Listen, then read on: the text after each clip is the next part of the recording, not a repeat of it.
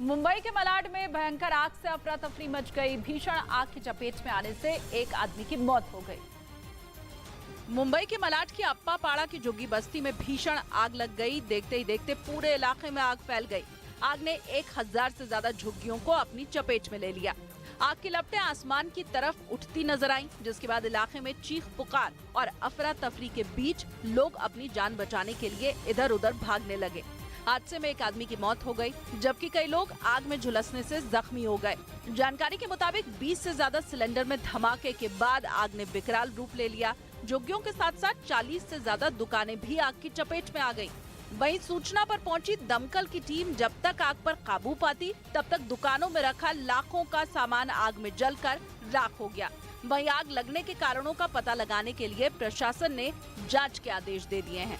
आतंकी संगठन आईएसकेपी यानी इस्लामिक स्टेट खुरासान प्रोविंस और तालिबान के बीच की लड़ाई तेज हो गई है। आईएसकेपी की तरफ से तालिबान का अंत करने की धमकी दे दी गई। अफगानिस्तान में आईएसकेपी और तालिबान का यह टकराव बहुत बड़ी जंग की शक्ल लेने की आशंका है, क्योंकि अफगानिस्तान में राज भले ही तालिबान कर रहे हों, लेकिन इस्लामिक स्टेट खुरासान प्रोविंस भी कमजोर नहीं है। आईएसकेपी के पास आतंकियों की बहुत बड़ी फौज है। उसके पास आतंकियों का एक ऐसा नेटवर्क है जिसने अमेरिका के खिलाफ जंग में तालिबान का पूरा साथ दिया। लेकिन अब तालिबान को दी गई आईएसकेपी की धमकी बहुत बड़ा खतरा है। ये दोनों संगठन अगर आमने सामने आ गए तो अफगानिस्तान में बड़े पैमाने पर खून खराबा होगा। ये खतरा इसलिए दिख रहा है क्योंकि आईएसकेपी का मुखपत्र मानी जाने वाली मैगजीन वॉइस ऑफ खुरासान में तालिबान का शासन उखाड़ फेंकने की धमकी दी गई और इसमें कड़ी चेतावनी दी गई है कि तालिबान जिस धार्मिक पहलू के तहत शासन कर रहा है वो पूरी तरह से गलत है। अमेरिका के अफगानिस्तान से निकलने के बाद से ही तालिबान और आईएसकेपी आमने सामने हैं। पिछले 3 महीनों में तालिबान ने कई ऐसे ऑपरेशन किए जो सीधे सीधे आईएसकेपी को निशाना बनाने के लिए थे। इनमें सबसे बड़ा ऑपरेशन अफगानिस्तान के नंगरहार प्रांत में हुआ था, जहां इस्लामिक स्टेट खुरासान प्रोविंस के कमांडर कारी फतेह को ढेर कर दिया गया था। लेकिन उस घटना के बाद आईएसकेपी ने तालिबान के खिलाफ एक बहुत बड़ी जंग छेड़ दी और 4 दिन पहले बल्ख के गवर्नर की हत्या कर दी। इस्लामिक स्टेट के आत्मघाती हमलावर ने गवर्नर के दफ्तर में घुसकर एक बड़ा धमाका कर दिया। इस हमले में गवर्नर की जान चली गई और तालिबान को बहुत बड़ा झटका लगा। इसी हमले के बाद आईएसकेपी के हौसले बुलंद हैं। आईएसकेपी ने तो वीडियो जारी कर पहले ही तालिबान को चुनौती दी थी, लेकिन अब एक नई जंग का ऐलान कर दिया। इस बार तो इस्लामिक स्टेट ने साफ कह दिया कि वो काबुल के राष्ट्रपति के महल को कब्रिस्तान बना देंगे।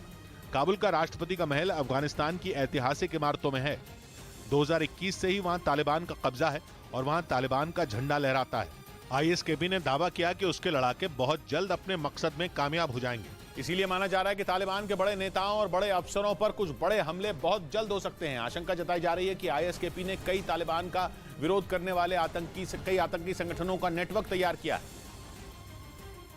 और उसका टारगेट इस्लामाबाद की हुकूमत है।